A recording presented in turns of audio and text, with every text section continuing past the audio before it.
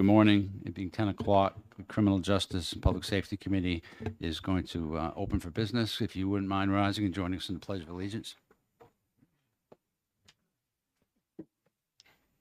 I pledge allegiance to the flag of the United States of America and to the republic for which it stands, one nation, under God, indivisible, with liberty and justice for all.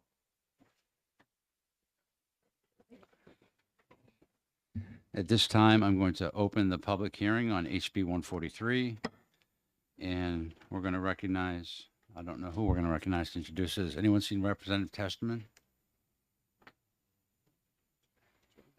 Yeah, would you please introduce the bill?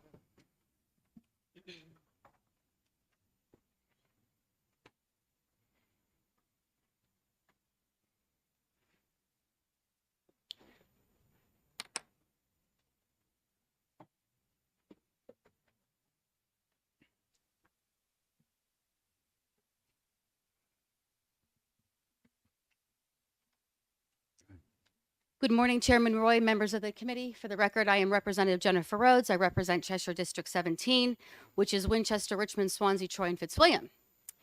I am here this morning to introduce House Bill 143. Is that the one we're doing? Yep. But they say two different, okay. Relative to wiretapping to record conversations related to domestic violence. I am not the sponsor nor co-sponsor on this bill. I am simply here because I see that our colleague is not here this morning. So I believe we will leave it up to anybody that is here to testify to talk about this bill. Thank you, Representative.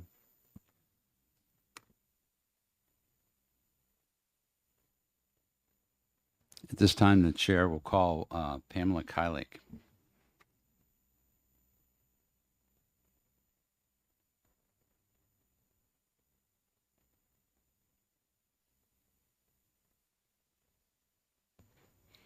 Good morning, Mr. Chair and members of the committee. For the record, my name is Pamela Keilig. I am the Public Policy Specialist at the New Hampshire Coalition Against Domestic and Sexual Violence, which represents our 12 community-based crisis centers in the state. I'm here today to provide testimony on HB 143, which would allow a person to make a recording without the consent of another person being recorded. Thank you so much for the opportunity to testify today.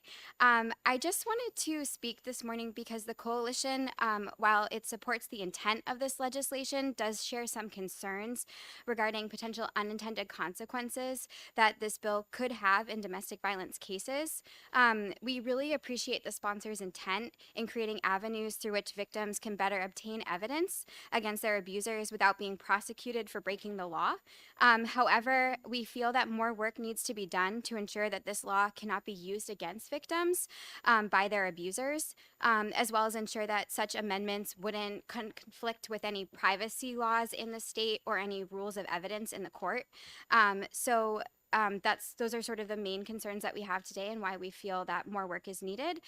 Additionally, I just wanted to note that the Governor's Commission on Domestic Violence, Sexual Assault, and Stalking has been tasked to review and analyze this very issue.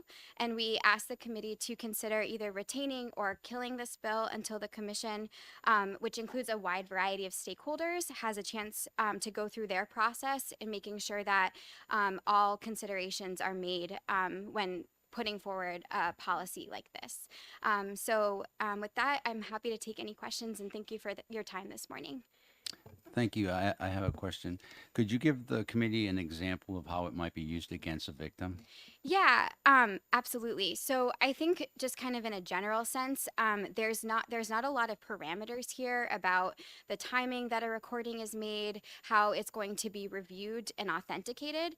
So we're concerned that this would actually allow someone to set up a camera and create a scenario in which 30 seconds of a much longer situation could be selected to be provided as evidence to show that for the abuser to indicate that maybe the victim was actually the primary aggressor in those cases.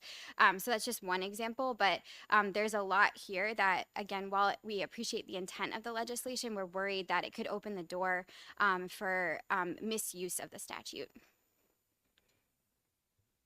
Representative Rhodes. Thank you, Mr. Chairman. Thank you for taking my question. You had mentioned that about some language that you thought would be better suited for this bill.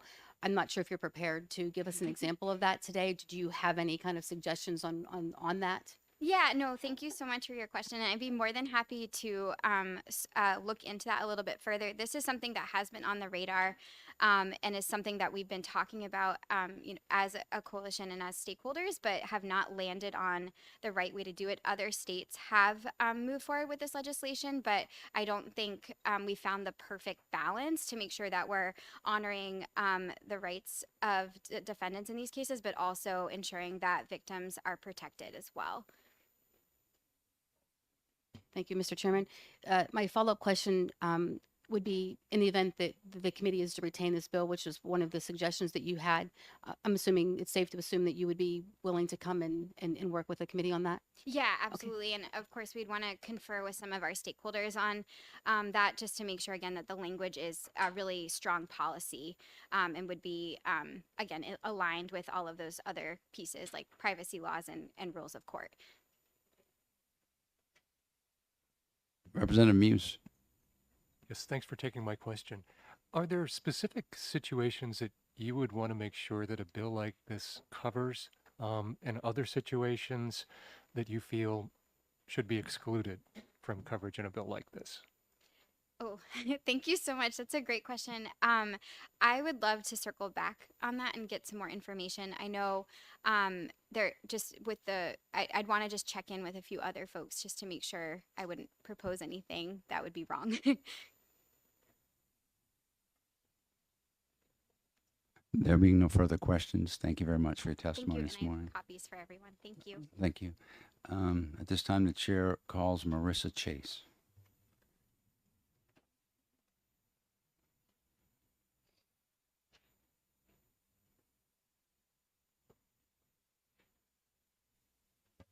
Good morning, Mr. Chair, members of the committee. I don't often come to this committee. For the record, my name is Marissa Chase. I'm the executive director for the New Hampshire Association for Justice, which is a euphemism for the Civil Plaintiffs Bar in New Hampshire. We have about 400 members statewide. New Hampshire is a small state with a collegial bar, so our members practice anywhere from personal injury, medical malpractice, workers' comp, family law, and we do have some criminal defense lawyers as part of our organization. However, I do not advocate on their behalf. Just to clarify that.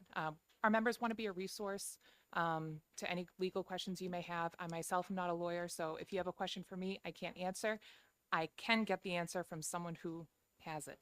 I'm here in opposition to this bill today, kind of going on what Pamela said. This is an issue that many of our family law practitioners have wanted to address, and we've been kind of working on this language or potential solutions for frankly years, along with the coalition.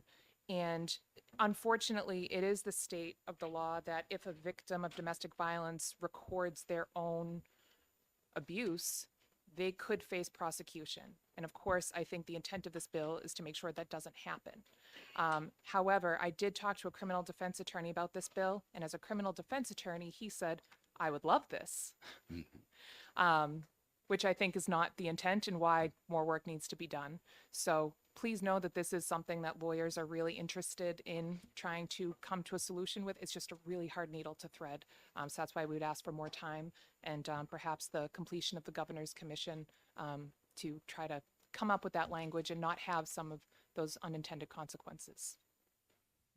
If you know the current state of the law, if notification is provided, does that then make it admissible?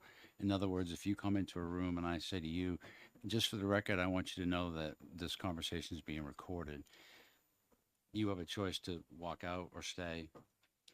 I will get a more concrete answer with citations to case law that I'm sure have talked about that. My gut says that notification does not equal consent. Okay, thank you.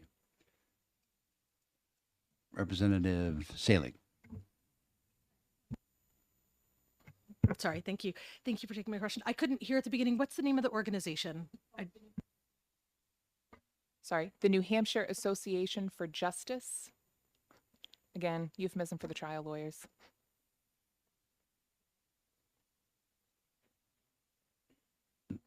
Seeing no further questions, thank you very much for your testimony. Thank you. At this time, the chair calls Ross Connolly.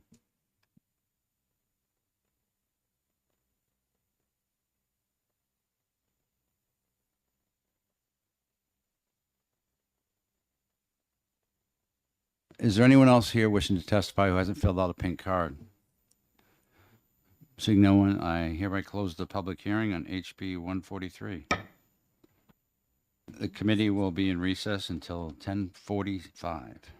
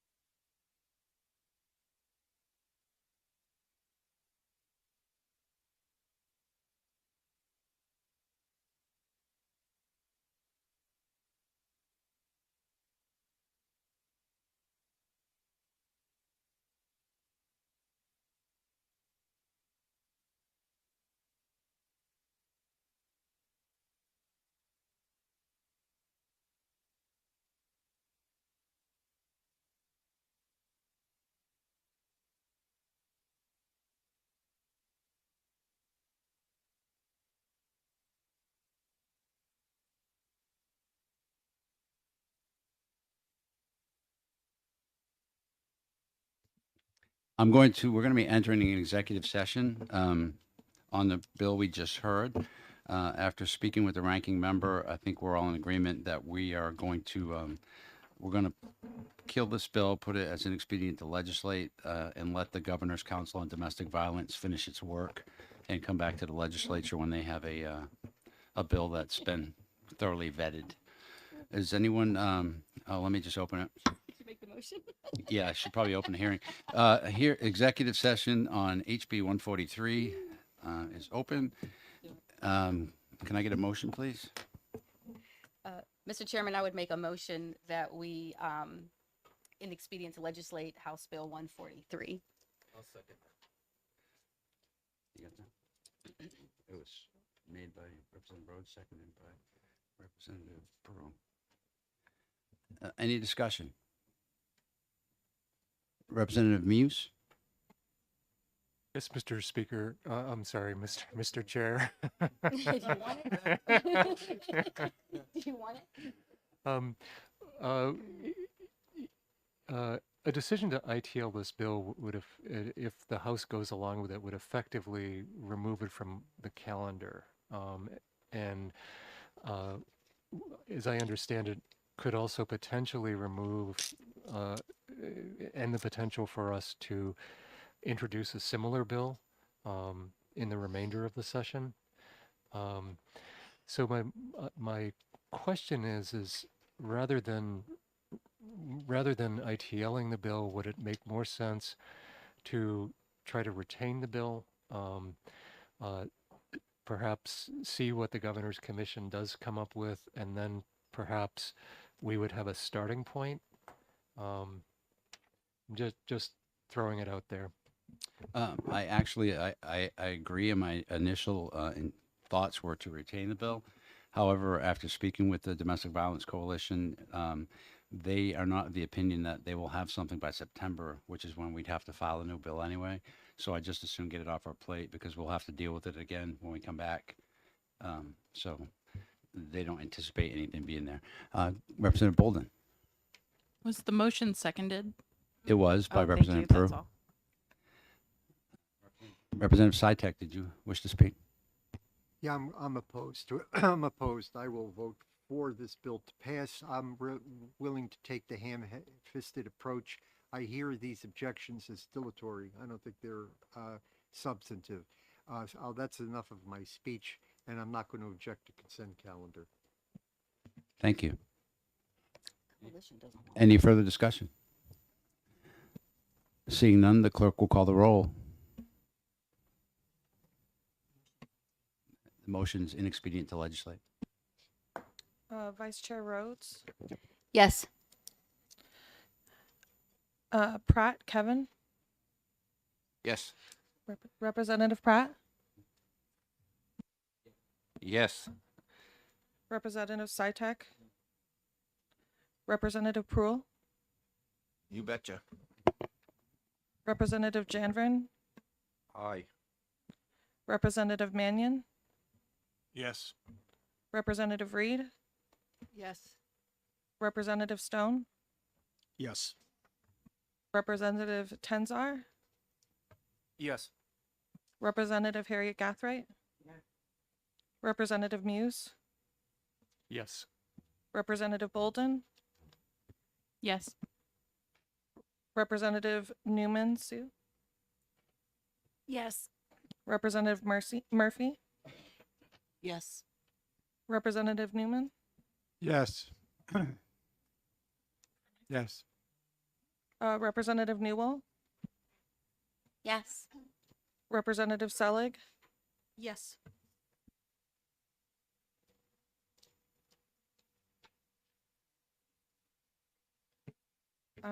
I vote yay.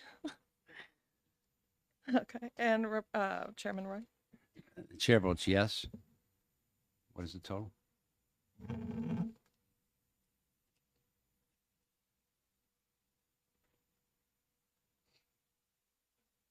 #18 votes yay, 1 vote nay. 18-1, the motion passes. Representative Sitek has indicated that he will not object to consent. Does anyone object to consent? Seeing none, it will go on to consent. Representative Sitek, were you wishing to make a minority report? Oh, no, no, no. No, not, very good. No minority report. And congratulations to the members. You've all just had your first executive session. Get ready for many more. At this time, I'd like to grant a couple of minutes to a distinguished guest, a former longtime member of the committee, has asked permission to give us a quick address. So I will let him take the mic. I don't know what he wants to say, so. Mystery. Thank you very much, Mr. Chairman. Thank you for listening to my brief remarks. I was on this committee for a total of 8 years, and back then it was called State Institutions. As Criminal Justice and Corrections, I spent 4 years in this room. I just would like to put out some of the things that I found from experience being on this committee. The first thing I found that made me feel a little bit uneasy was that we basically only hear from one segment of the corrections and criminal justice community. That would be the county prosecutors, chief of police association, law enforcement, that kind of the commissioner of corrections, what have you. Those are the kind of people that testify in front of this committee, and valuable, wonderful stuff. What I found is we're missing something. Something is not coming here to the hallowed halls. So I asked the commissioner of corrections at that time if he could write a letter for me that I could go to any correctional facility in the state of New Hampshire.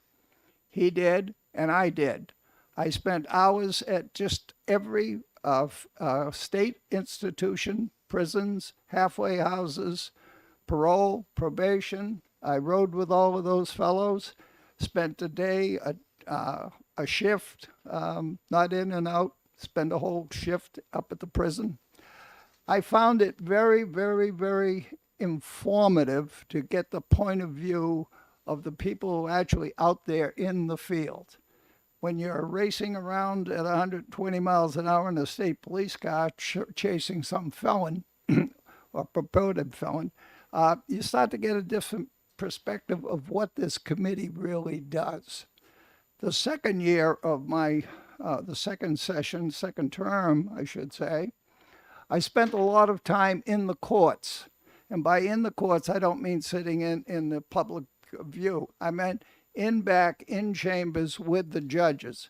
At the time when I started that, I was very, very much in favor of mandatory sentences. We got to tell them blah, blah, blah. After spending a lot of time in chambers talking with Superior Court judges, juvenile judges, district judges, I began to find out that the facts of the case in every single case are different enough that a judge is really the best person to determine that particular case. I got a lot of experience with the judicial departments, how it operates, how they think, what they're up against. And believe me, judges are up against a rock and a hard place in a lot of cases. They really are. Their hands are tied in many ways. So I found it very helpful in my endeavors here on the committee to participate in that. And for what it's worth, I would recommend that every member that they can within their abilities to ride with the police, go to the courts, visit the jails, visit the prisons, get a different perspective of what the criminal justice element of the state of New Hampshire is really all about. And on that, I will thank you very much, Mr. Chairman, for your indulgence. Appreciate it.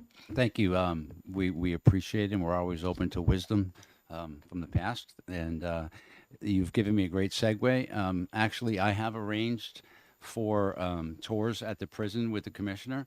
I will be sending you all permission slips later. Everyone who goes there has to have a background check before they let you in. So it's not mandatory, it's voluntary. I encourage everyone to go. I'm thinking about sometime, probably in about 2 weeks. I can do it during the break if you want, or if you don't want to, we can talk about it. Actually, they told me they can do it in 2 days. So, but having said that, I'll send it out in proposed dates. Go ahead, Representative Saitek. Sir, are you still Don Gorman? He's asking. No, this one.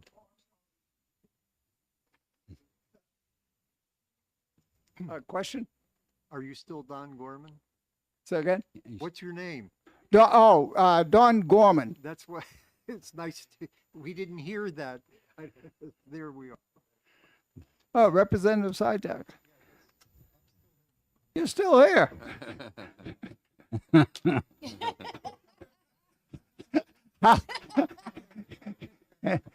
Well, and on that note, I think I'm going to go ahead and open the next public hearing. Yeah, we don't want to go through all the people I know here. Thank Fire you. chief over there will give you a lot of good advice too. Yeah, Mr. Representative Thank you Newman. very much, Mr. Chairman. Could we possibly name a dean of the Criminal Justice and Public Safety Committee?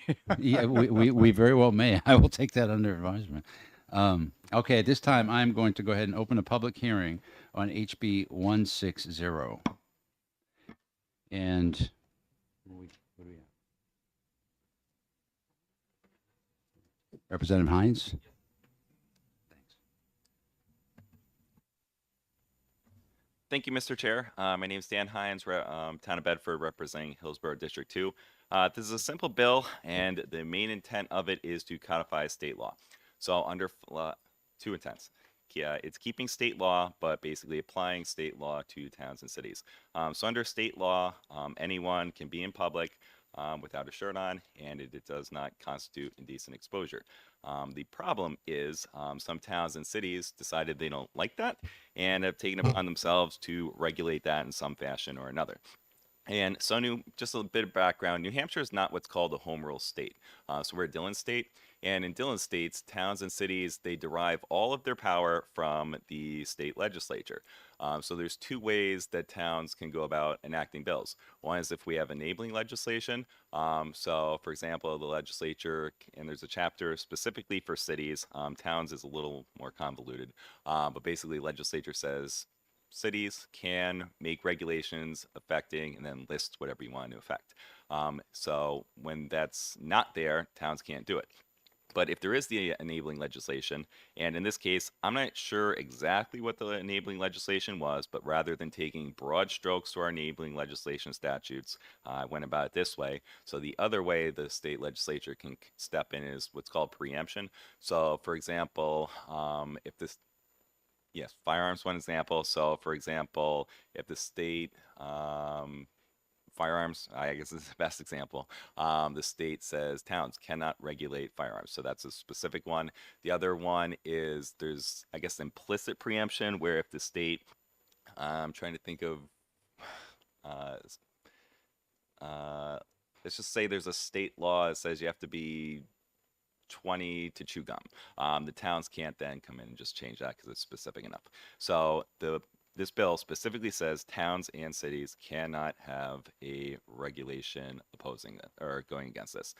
The reason this is needed is Laconia and Guilford, possibly some other towns I don't know of, do prohibit certain people, and is females, from being in public in some form or another without a shirt on.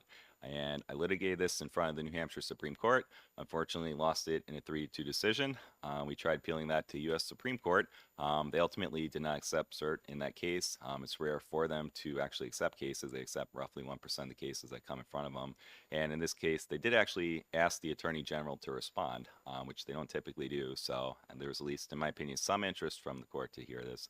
But essentially, towns have been applying their laws regulating people wearing a shirt in public in a discriminatory fashion.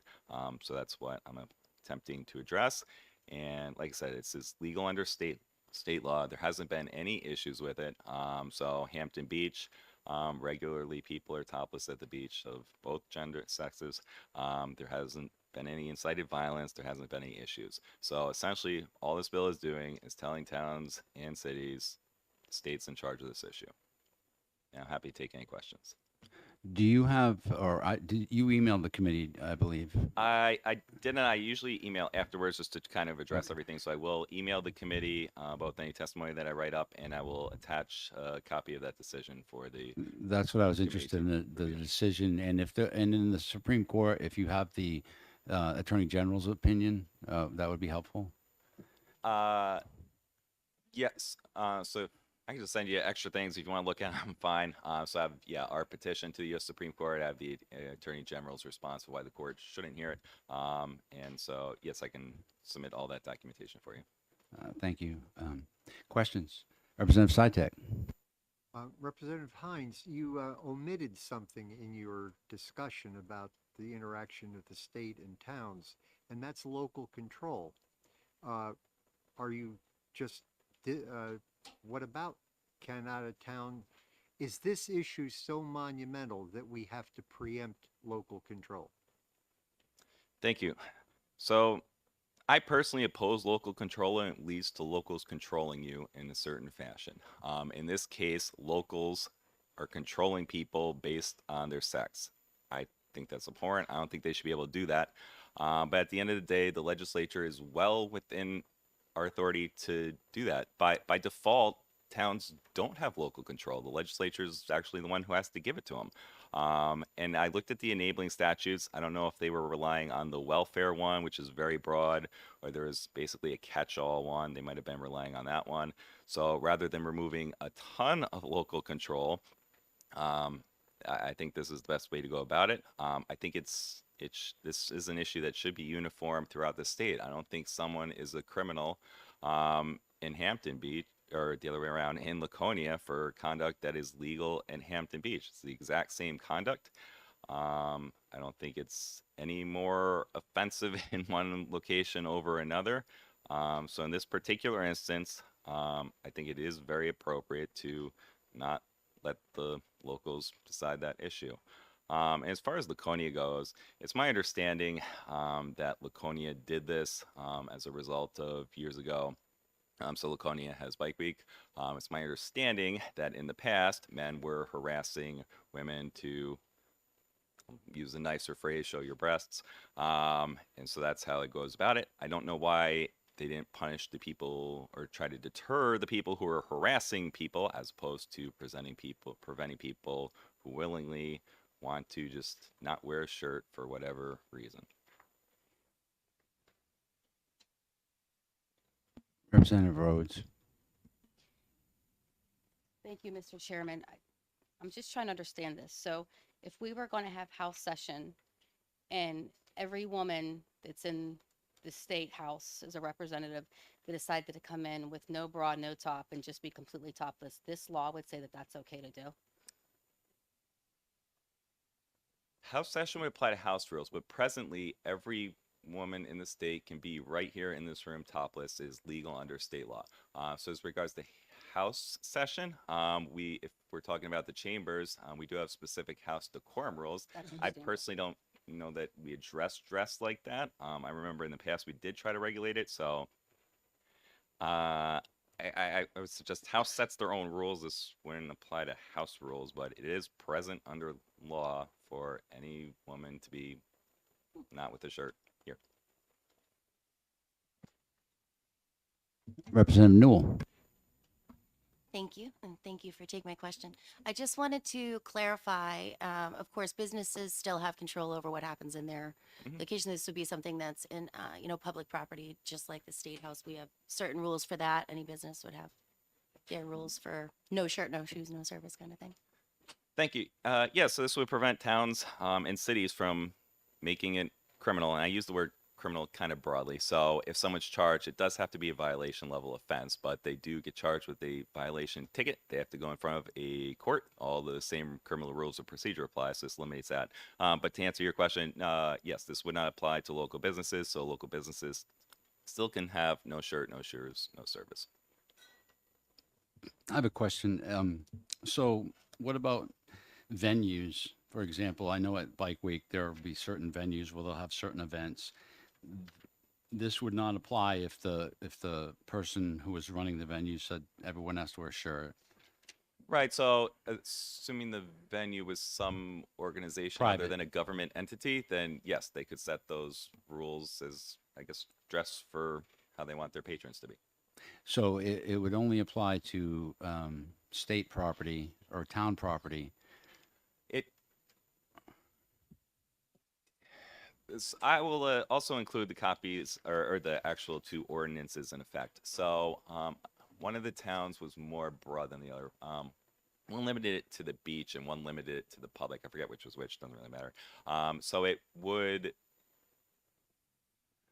I'm trying to think of an example of where I guess if the town did say you can't do it on private property, this would also go against that. I think one of the towns did have it super broad that it would apply to my front yard. So I guess potentially an issue there, but essentially, yes, businesses and organizations can still regulate the manner of clothing of people on their property. Okay, thank you. Any other questions? Representative Newman. Laconia prohibits exposure. If this law were passed, would it prevent all towns and cities from making any restrictions other than the ones you said, like private property and things like that on public property? So the intent of this is specifically to prohibit Laconia, Guilford, and any other town from making it against the law for someone to be topless in public. The reason being, it is legal under state law. So I'm basically applying that state law to towns and cities, telling them you cannot contravene state law in this issue. Thank you. Representative Salig. Thank you. I just trying to understand. So, if the two of us were in Laconia and we both were walking topless, is the law such that I would be cited by the Laconia police and you would not be, or would we both be eligible to be subjected to the same law? So I'm just trying to understand if there's equity under the law now, or if this would be helping to make it equitable. There's no equity under law now. You could be cited. I could not. I do believe they have a policy of not taking people unless someone complains. But putting that aside, yes, their law is sex based. One of the town, and I will submit the ordinances, regulates it a little differently. I think one of the towns focuses on nipples, where the other focuses on breast. But for the purpose of that, yes, they do distinguish upon a female breast, which led to interesting questions of at what point is a girl child allowed to do that, and the police said, well, we use discretion. Then my other question was, well, what if someone had double mastectomy? To which the response was, we use our discretion. So a lot of discretion in this, but on the face of the law, they were specifically prohibiting females from displaying their chest. Thank you for taking my follow-up. So, and currently in those towns, if a nursing mother, for example, or a nursing person exposed their nipple, they could be cited because I'm clearly the Right. police would have their discretion, but for exposing their nipple to their child for the purposes of nourishment.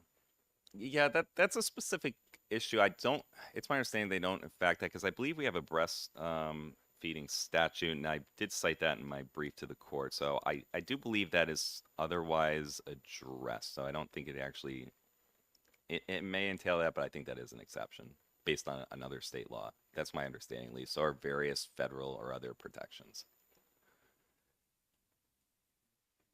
Any further questions? There being none, thank you for your testimony Thank you. today. Is there anyone else wishing to testify on this bill who has not submitted a card? Could you please submit a pink card to the end? Oh, you already did? Okay. Could you come up to the mic? We're having difficulty finding your card. If you could just come identify yourself, please. Representative Sitek was on. Jeffrey Euner? Euns? Euns. Yeah, Eunice. Sorry, my Eunice. handwriting is That's okay. not so good when I'm Thank you. nervous. Thank you, Chairman, to give me the chance to speak, and to the committee for their time and consideration. Thanks to the sponsors of this bill who bravely worked across the aisle on an issue that some people might consider insignificant or taboo, but fixes a flaw in the law that treats many people as second-class citizens. My name is Jeffrey Eunice. I am a resident of Portsmouth.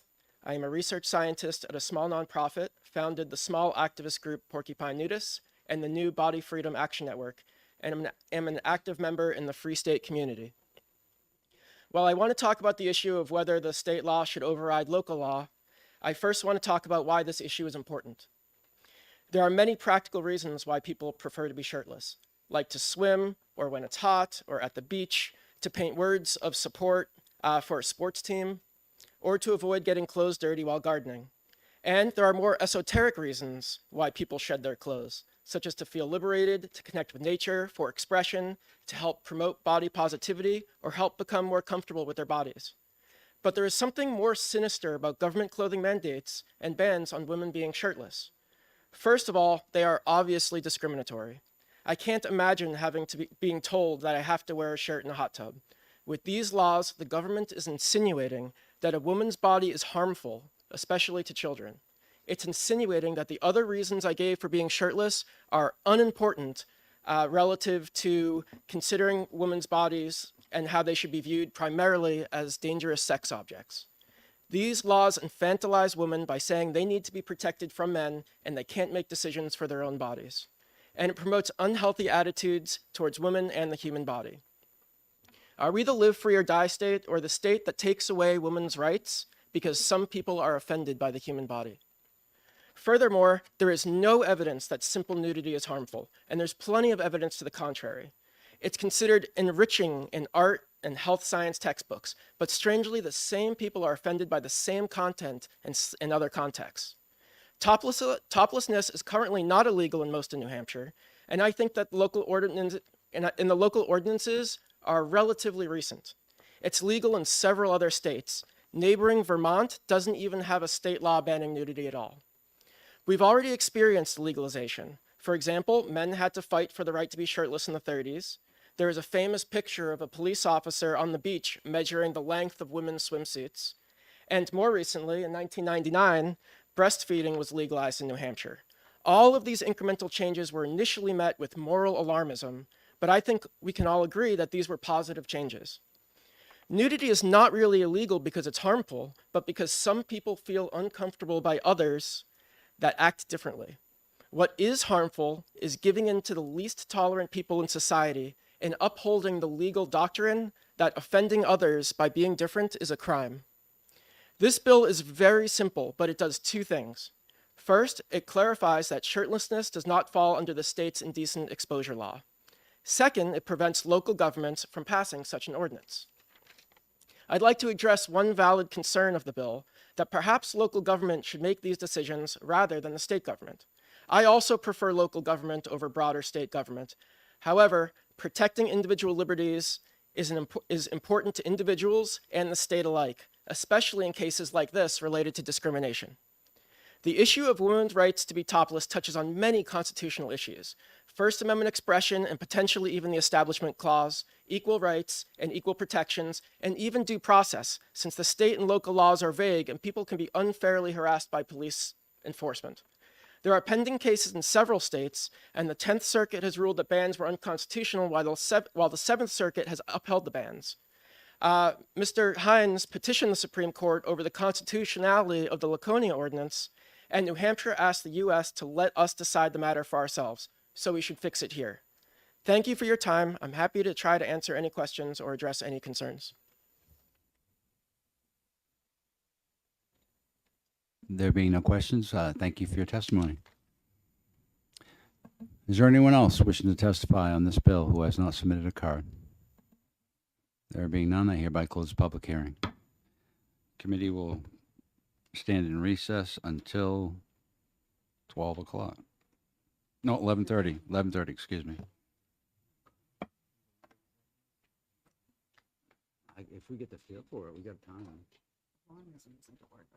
Let me guess, you're against it. Yeah.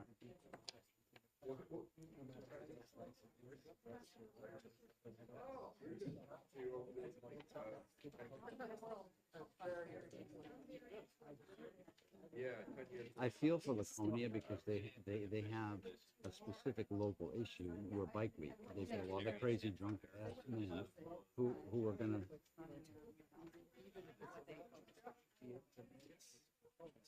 Oh, agreed. So do we legislate to the lowest common denominator? Yes. I had submitted a pin card for the next. Okay, yeah. Already called Yeah, that was just a faux pas. No, you're all set. Just wanted to make sure. Yeah, no worries. This is stupid. Yeah, this is one of those, yeah. They're never, listen, this is one of those, they're never happy. They just pushing.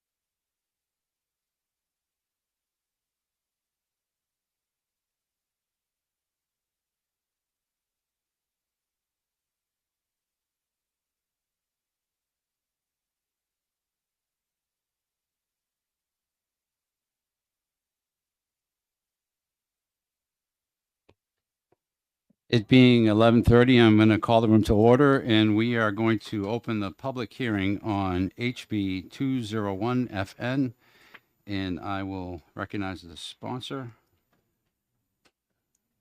Representative. What is it? You need my glasses? I probably do. It says Sykes, but it's not. Talerski. I forgot my glasses again, so you could be anyone. I don't know. Please introduce yourself. Thank you, Mr. Chairman. Thank you, members of the Criminal Justice Committee. My name is Laura Talerski. I represent Nashua's Ward 8. And I got a call late yesterday from the prime sponsor of this bill, Representative George Sykes, asking if I could introduce it in his place. So I hope as you can keep that in your lens as I go through the next 2 minutes. I spent a little time brushing up on it because I do remember it from the previous terms. Since 2015, driving without a license has been classified as a Class B misdemeanor. The bill you have in front of you, HB 201, relative to changing the penalties for driving without a license, would revert the statute back to how it was before 2015, making driving without a license a simple violation. As I'm sure you are all aware, a violation is not considered criminal. However, a Class B misdemeanor is considered a criminal offense.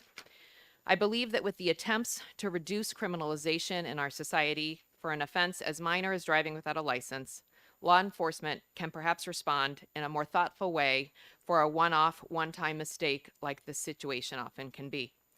As you can see in the bill, a subsequent offense in a 12-month time period will trigger the misdemeanor charge, so habitual offenders will be held accountable. A misdemeanor can follow someone throughout their life and reverberate through many situations. Some examples could be having an impact on future procedures one may have with the courts. It can negatively impact someone's employment as it would show up in a criminal background check. It could affect someone's attempt to find a place to live, a rental, or getting a mortgage. It could negatively affect someone's immigration status. It could affect a young person's ability to get financial aid for college, loans, grants, or work-study awards. And it could affect someone interested in joining the military. While a misdemeanor can be waived, it's not automatic, and a more complicated process must be initiated. All of this because someone made an unfortunate decision to drive without being licensed. Of course, we want everyone to be licensed. It's important for public safety. However, many times this situation disproportionately affects our low-income neighbors who maybe are challenged to pull together the renewal fee. It affects busy working families, maybe single parents who are stretched thin between work, childcare, and the expiration of their license slips their mind.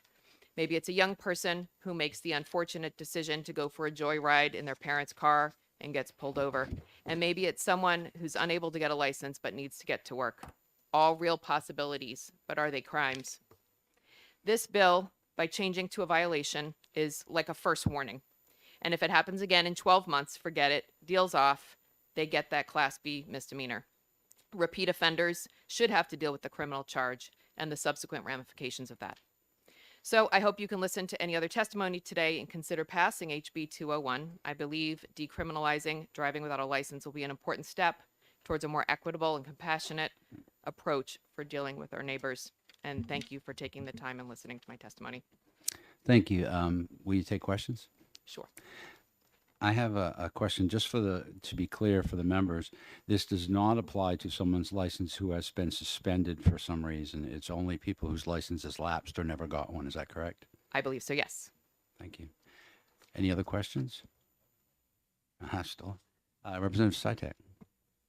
I have a couple questions. First, in your testimony, you said you gave examples of how this misdemeanor could haunt this student getting a loan, getting all the, are you aware that in 2 years you can get a misdemeanor expunged in New Hampshire? Thank you for the question. I am aware of that. It also is a process, a complicated process that takes some. All right. I apologize. The second question is this. As you can tell, I'm not a fan of this. I've read that automobiles can be considered lethal weapons, people driving into crowds. So it sounds to me like we're tolerating somebody using a potentially lethal weapon without training, without a license. And that's what occurs to me. The question is, shouldn't we be increasing the penalty, not decreasing the penalty? In my opinion, I would disagree with that statement. Representative Mannion. Thank you, Mr. Chairman. Thank you for taking my question. During your testimony, you mentioned that this would apply to people of low income, people who can't afford to get the renewal, those that may not have enough money for renewal. Isn't this separate from that? It's a different non-renewal or being expired is already a violation. This is talking specifically about people who have never had a license. I want to just clarify those two. Thank you for the question. As I mentioned, I had a crash course in the bill late last night as I was reviewing it. And looking at this, the part that does make it a Class B misdemeanor is the people who have not been licensed. So I suppose you could make the connection that if someone, for whatever reason, let their license lapse for a significant amount of time and then needed to go through the process to get relicensed, but yes.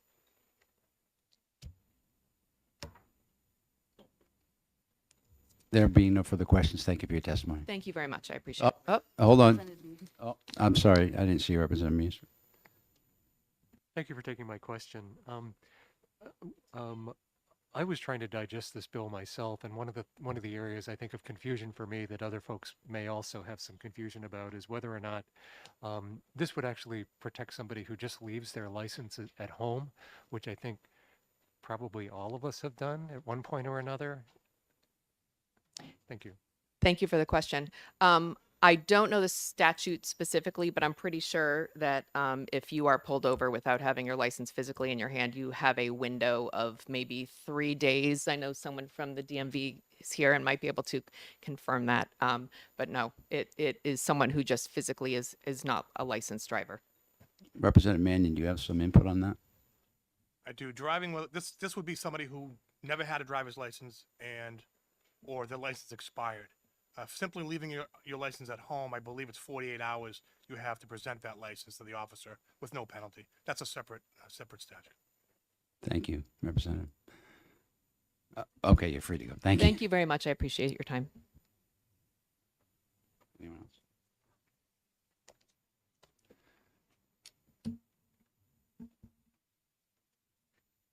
Chair calls Representative Dan Velo.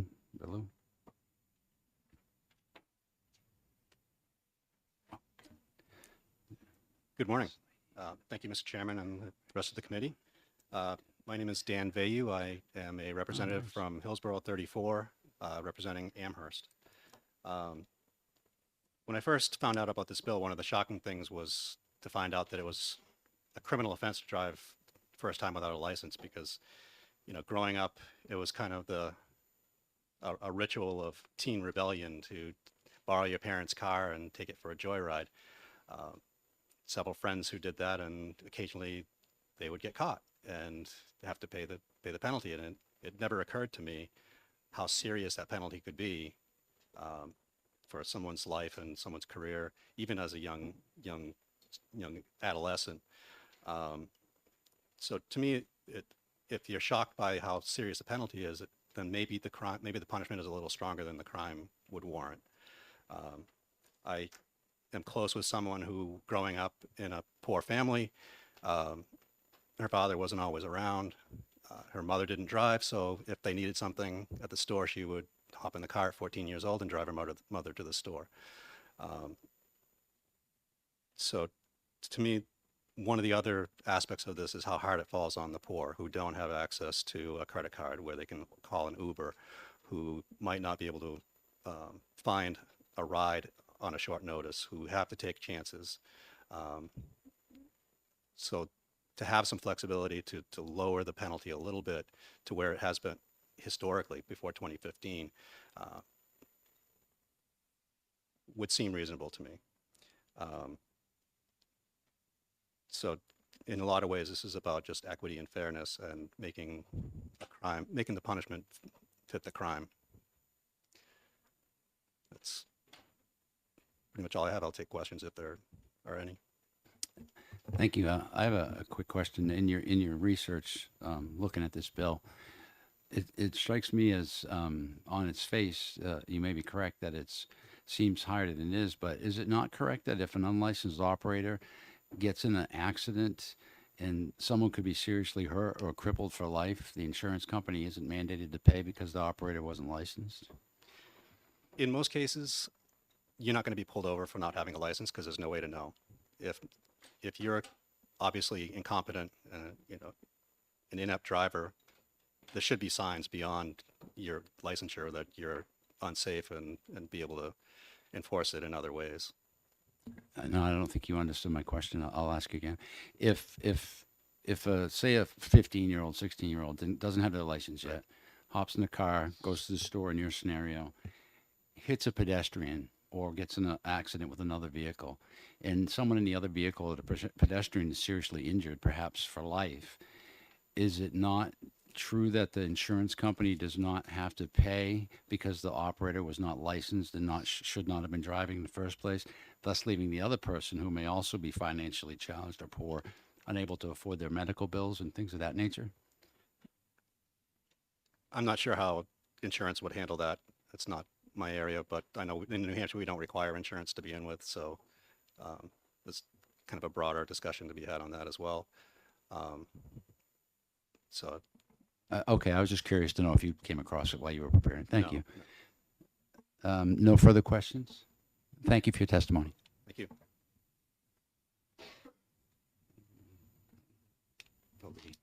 The chair calls Maggie Fogarty.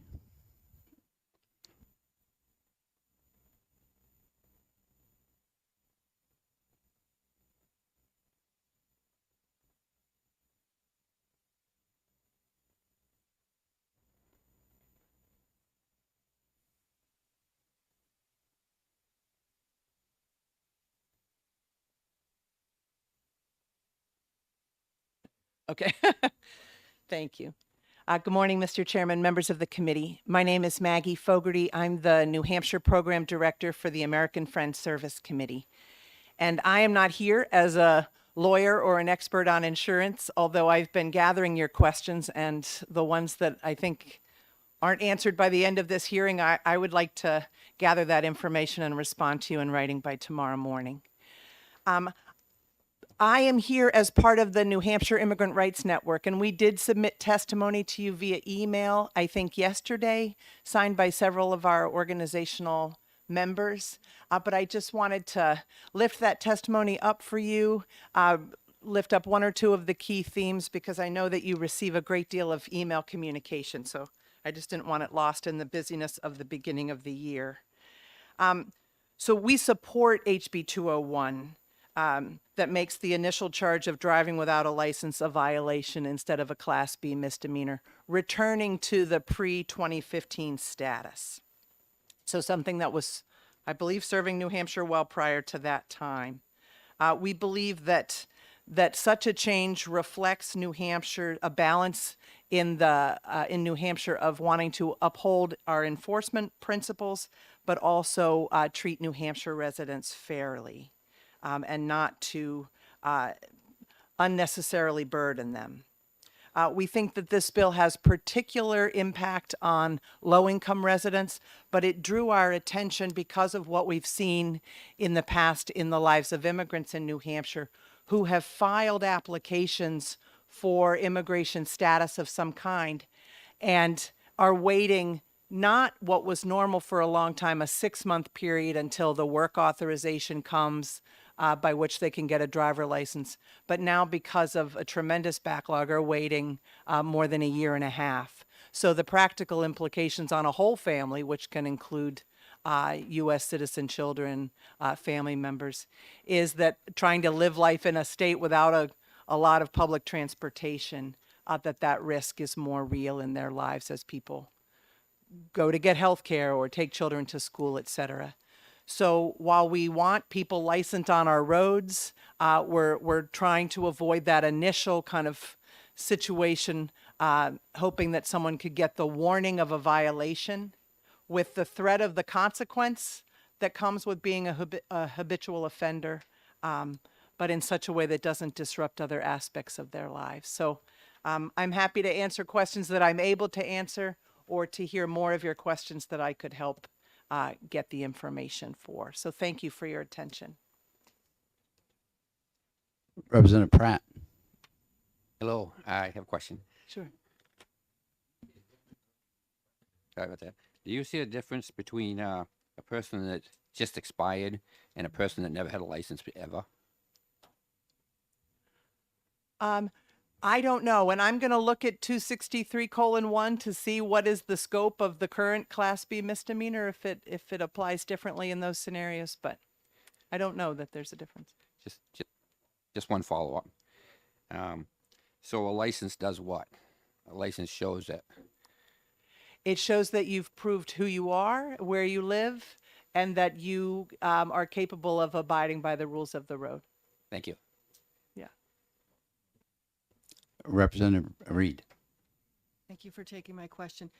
Immigrants coming into the United States for the first time and want to drive, how are they getting training if they have no license? You know, if they've never taken a class, you know, how are they going to know the rules of the road and the law?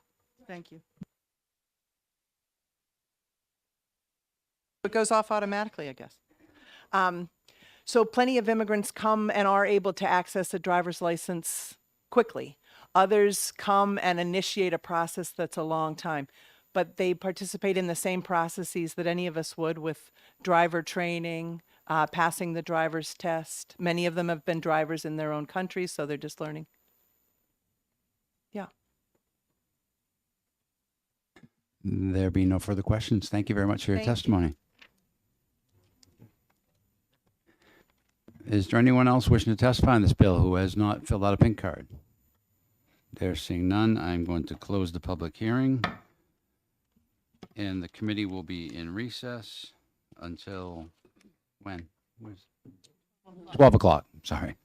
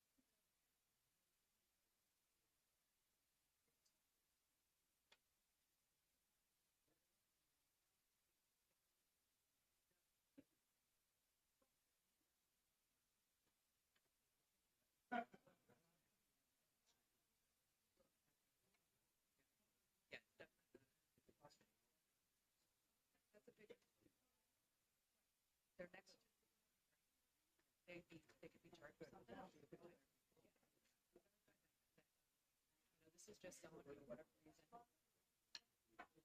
Now, if they go to vote, she's going to stop sign. Yeah, and you know, they can still become council. Yes. So this is what the situation. Right? Well, that's the only one. That's the one we didn't address, and I said, should I bring that up or should I? It's hard to know what you're taking. I know. So, okay. Well, I'll at least try to make that. Was there something else you wanted to put?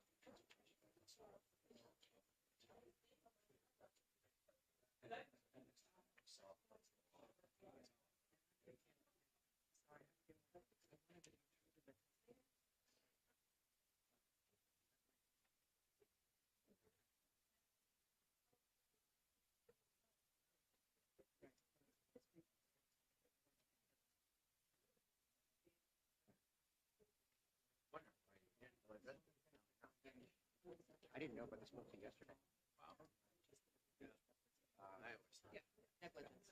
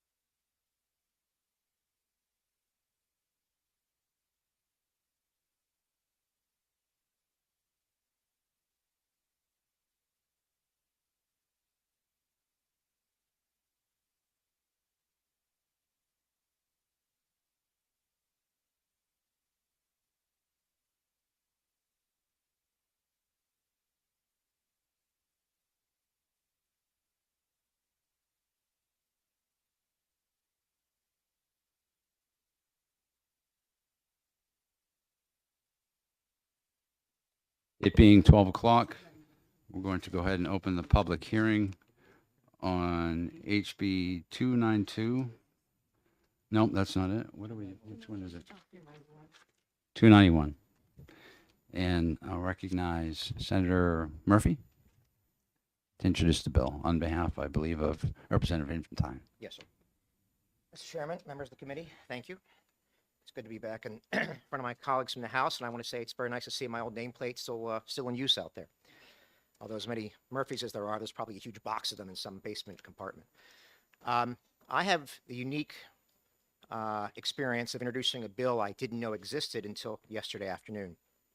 Representative Infantine called me up and said he was out of state and asked if I can come here and introduce it on his behalf. And I've known Representative Infantine for nearly 20 years. We served 2 terms on House Labor together.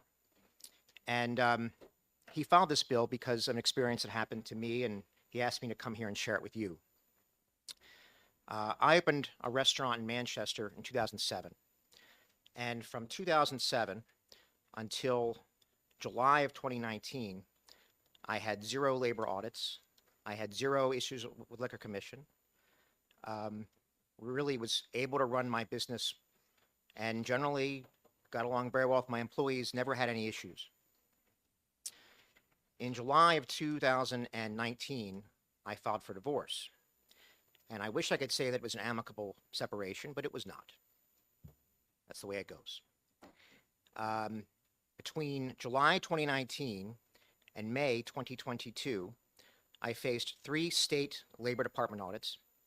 I faced 2 liquor investigations. I faced 2 federal Labor Department audits.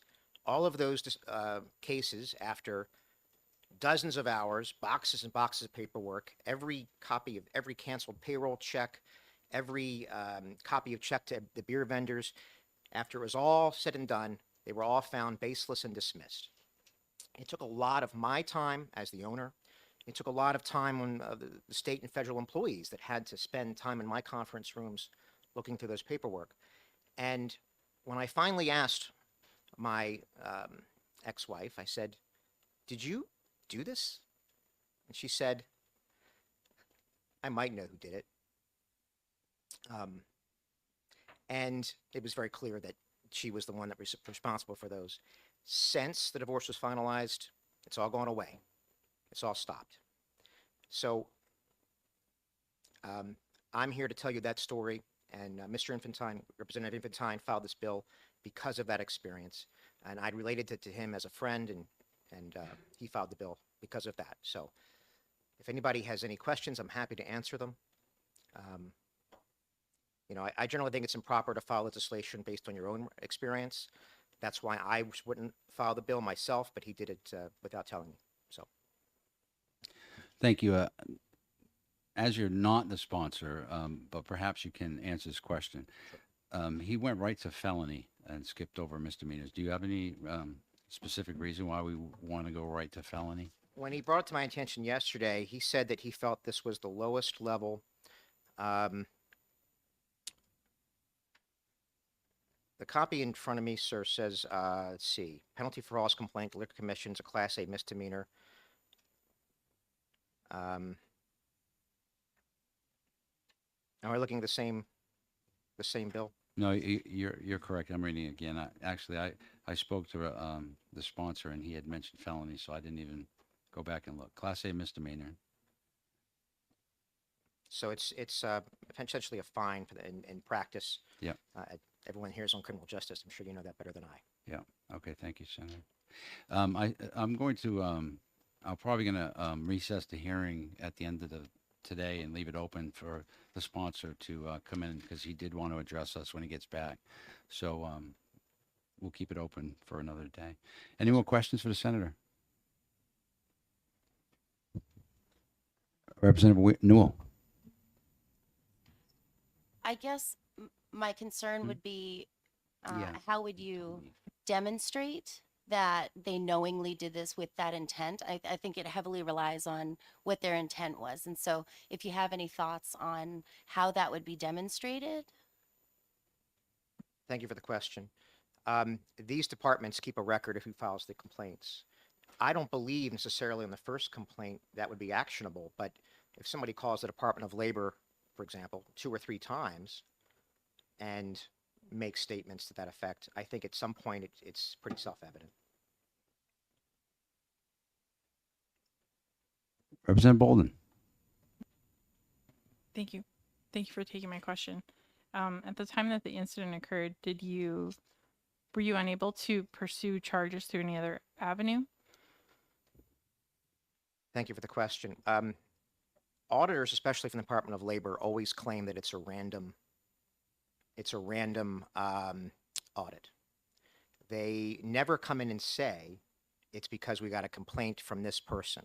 It's when they even say it's because of a complaint, it's kept anonymous to protect the person who called it in. So based on the very small information I had on any individual occurrence, there was really no one to go after. I did not suspect who it would be until it got into the 4th or 5th complaint. And at that point, the evidence was, it was very clear, especially after the confrontation, as far as why it was happening and who did it. Follow up. Thank you. I think I only have one follow-up question. So if the identity is withheld, it sounds like the commission would need to enforce this really that the allegation of a false complaint would probably need to begin with them. I'm assuming because there would be no outside entity. I'm going to ask a question. This is just not well worded. So is there currently, to your knowledge, no avenue for the commission to deal with false complaints, since it would be their responsibility under this proposed RSA? Thank you for the question. To the best of my knowledge, there's currently no avenue for any, all they can do essentially at some point, if they receive numerous complaints, and this is according to the last auditor I spoke to from the Department of Labor. I was very frustrated, as you can imagine. And he said, look, at some point, if we get a lot of complaints and it's clearly all baseless, we begin to take them not seriously and essentially round file them. But there's no avenue as far as any sort of penalty resulting from filing false complaints with any of these departments. Now, Representative Bolden, it's my understanding that this could actually be enforced by any law enforcement agency in the state. It doesn't specify who has to enforce it. So someone could just go to the police, and then the commission would have to provide the records as part of discovery, I believe. Any further questions? Representative Muse. And again, understanding that you're not the sponsor of the bill, one of the things that is a little concerning to me is in the 3rd section where the bill says, false complaint to the department, any person who knowingly makes a false statement or complaint to the department for the purpose of harassing or damaging the reputation of a business owner shall be guilty of a Class A misdemeanor.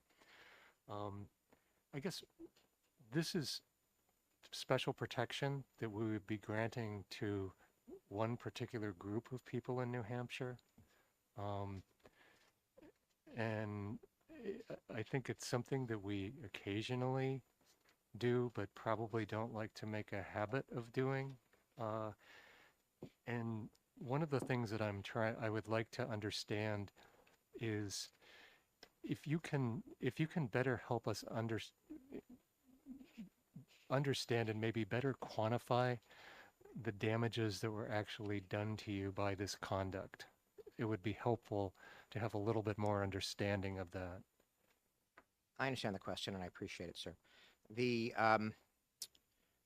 In this case, and I completely agree that it's improper generally to pick out certain segments of our citizens and provide them with special protection.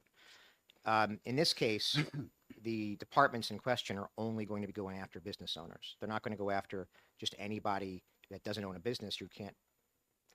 It doesn't harm, to use my example, it doesn't harm one of my servers necessarily, their reputation to file a complaint with the Labor Department.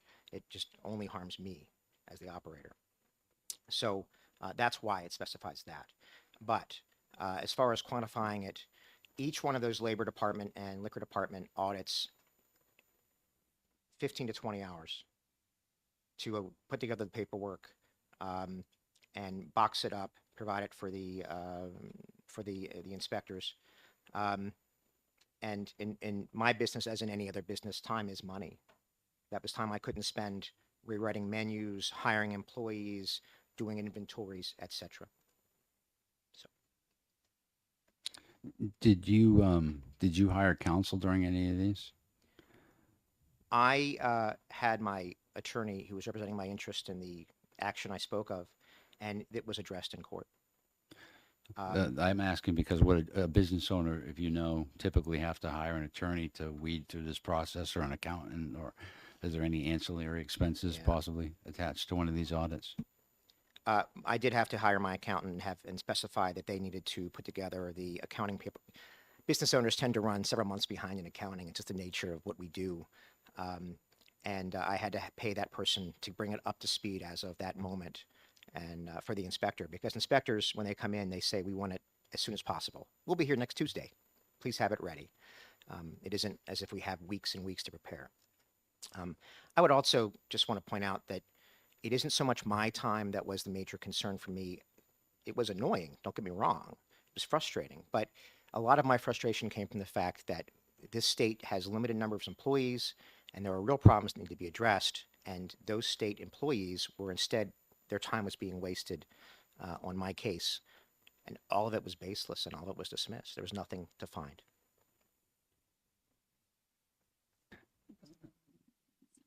Representative Newell, and go ahead. Thank you, Chairman. My question, I've seen this in my own life, and, people who I know, that, there have been false complaints, unsubstantiated complaints, later proven unsubstantiated, about individuals to another department, which is to say the Department of Children and Family Services. I don't know if you have children. I unfortunately have been through that, and it's been a tough situation. I'm curious, in writing this bill, and I know you didn't write it yourself, why something like that wasn't included. Is this just focused on business and the financial impact, or? I also faced 3 different DCOIF investigations, all of which were ultimately dismissed as baseless. So this is one segment of a very broad, frankly, campaign against me personally as a parent and as an individual in our state. My understanding is that there's another bill that was filed by a different representative addressing the DCOIF issue. So I'm happy to see that it get addressed, but evidently Representative Infantine felt that this was appropriate for these departments. And you will have a chance to ask the sponsor, because I am going to keep this in recess. So, Representative Saleh. Thank you for taking my question. I just want to clarify. So this would be specific to complaints made to the New Hampshire Liquor Commission.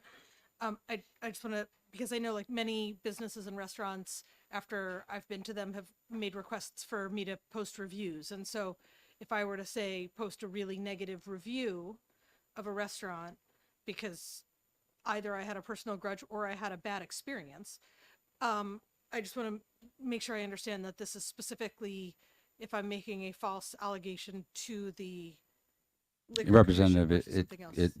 the bill clearly says to the department,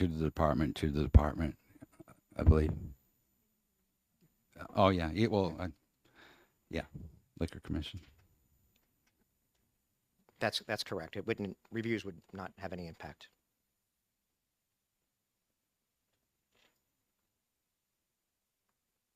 Thank you, Senator. There Thank you being for your no further time, sir. questions. Thank you. Is there anyone else present who wishes to testify who hasn't filled out a pink card? Okay, there being none, as I said earlier, I am not going to close this hearing. I'm going to recess it. The prime sponsor wishes to address us, so I may schedule it to open, and then we'll probably exec it thereafter, so it doesn't eat up more time than it needs to. So at this time, I'm going to recess this hearing, and our business for the day is concluded.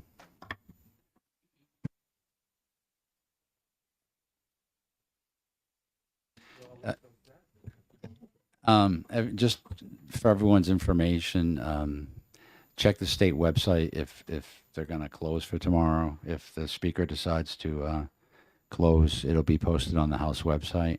I intend, if he doesn't make me, to continue with our business for tomorrow. We have a lot of bills. I can't afford to take a snow day. So if I'm in here by myself, you can watch me from your house having hearings if you don't